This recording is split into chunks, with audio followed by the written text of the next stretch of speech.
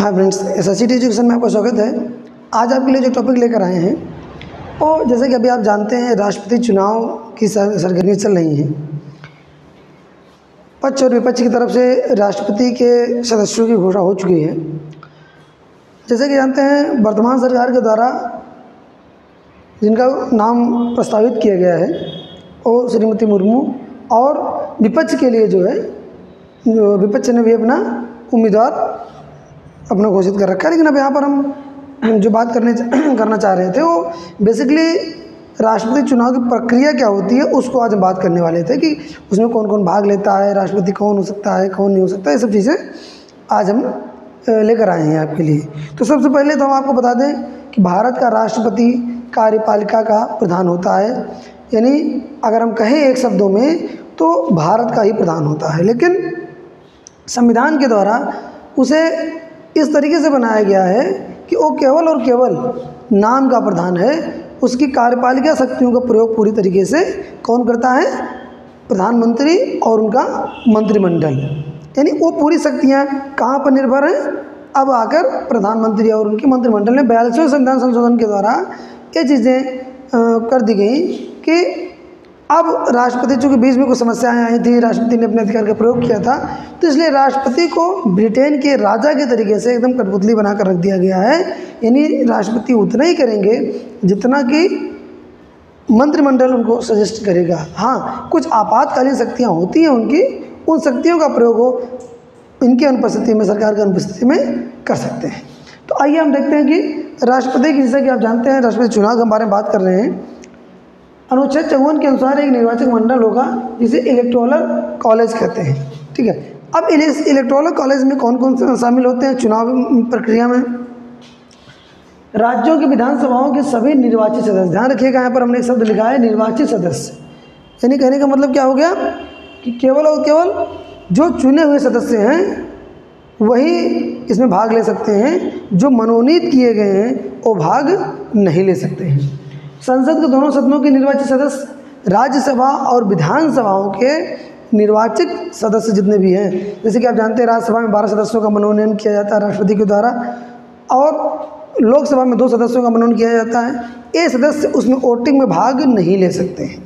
ठीक है, उम्र आप जानते हैं मिनिमम कम से कम 35 साल होनी चाहिए, और कम से कम लोकसभा के जो सदस्य होते हैं उनकी जो योग्यता होती है उसके पूरा करता हो राष्ट्रपति का उम्मीदवार वो चुनाव के लिए खड़ा हो सकता है।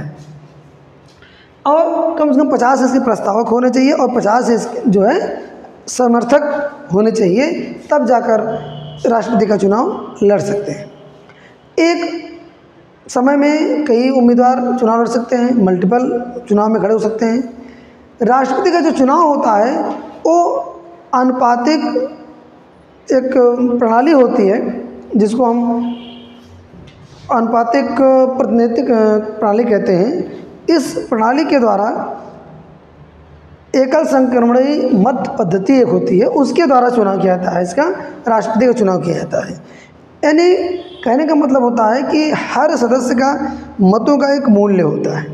जैसे राज्यसभा और लोकसभा के जो सदस्य हैं उनके मतों का मूल्य बराबर होता है, लेकिन राज्यों की जो विधानसभाएं जितनी भी हैं उनके मतों का मूल्य अलग अलग होता है। मूल्य क्या होता है? राज्यों की जितनी जनसंख्या होती है उसके अनुसार इनके मतों का मूल्य निकाला जाता है। अभी कैसे निकालेंगे मूल्य, इस पर मैं एक अलग वीडियो लेकर आएंगे 2 चीज़ों पर कि एकल संक्रमणीय मत पद्धति क्या होती है, मूल्य कैसे निकाला जाता है, इन सब पर एक हम अलग सेपरेट वीडियो आपके लिए लेकर आएंगे। तो सबसे बड़ी बात यह है कि राष्ट्रपति का जो चुनाव है एकल संक्रमणीय मत पद्धति के द्वारा होता है। राष्ट्रपति चुनाव के समय जो वर्तमान राष्ट्रपति भी हैं जैसे रामनाथ कोविंद जी, अब वो जब तक नए राष्ट्रपति का चुनाव नहीं हो जाता तब तक पुराने जो राष्ट्रपति हैं वे कार्यभार पर रहेंगे।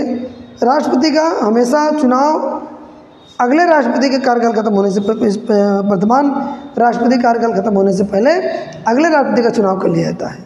विशेष परिस्थितियाँ हो ऐसी कोई, तब हो सकता है वहाँ पर चुनाव न किया जाए, लेकिन ऐसा नहीं है कि चुनाव न किया जाए। तो राष्ट्रपति के चुनाव में राज्यों की विधानसभाओं और संसद के दोनों सदस्यों के सदस्य भाग लेते हैं, और जो निर्वाचन होता है उसकी एक अलग पद्धति होती है। उस पद्धति के अनुसार मतों के मूल्य के आधार पर राष्ट्रपति के जो चुनाव होता है उसकी गणना की जाती है। मतों का मूल्य होता है, उस मूल्य के आधार पर राष्ट्रपति जो प्रथम वरीयता ज़्यादा मूल्य का मत पाता है जो कैंडिडेट, वही जीतता है, और जो कम मूल्य का मत पाता है वो हारता है। इस तरीके से और एक बात है, जब एक निर्धारित प्रक्रिया है, जब तक उतने मत का मूल्य नहीं हो जाता तब तक उसकी गणना की जाती रहती है। यानी जब तक उस क्रम तक हम पहुंच नहीं जाएंगे, उस मत का मूल्य जो एकदम लास्ट के होते हैं उनके मतों के मूल्यों को काट कर अगले में जो है जोड़ दिया जाता है। तो इस तरीके से राष्ट्रपति का एक जो हमारा राष्ट्रपति है भारत का, उसके अधिकार क्या हैं, शक्तियाँ क्या हैं, इस पर हम एक अलग वीडियो लेकर आएंगे।